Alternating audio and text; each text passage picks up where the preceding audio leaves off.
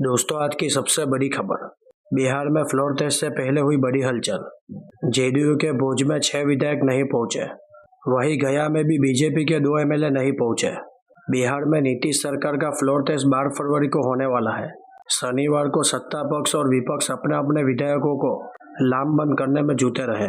रणनीति के तहत जेडीयू फ्लोर टेस्ट से पहले अपने सभी विधायकों को भोज के बहाने पटना बुलाया।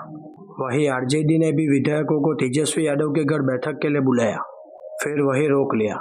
फ्लोर टेस्ट तक सभी विधायक यहीं रहेंगे। तेजस्वी के घर 79 में से 78 विधायक मौजूद है। सिर्फ बाहुबली अनंत सिंह की पत्नी नीलम देवी बैठक में शामिल नहीं हुई। आरजेडी प्रवक्ता मृत्युंजय ने दावा किया है कि 12 फरवरी को बहुत रोमांचक खेला होगा।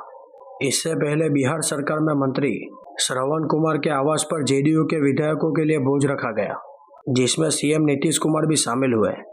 सीएम वहां 5 मिनट रुके, फिर मुस्कुराते हुए निकल गए।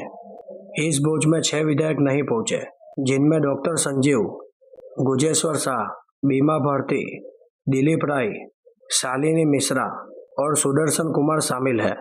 बीजेपी ने भी अपने विधायकों की बाड़ेबंदी तेज कर दी है। बीजेपी ने भी अपने विधायकों को प्रशिक्षण शिविर के बहाने गया बुला लिया।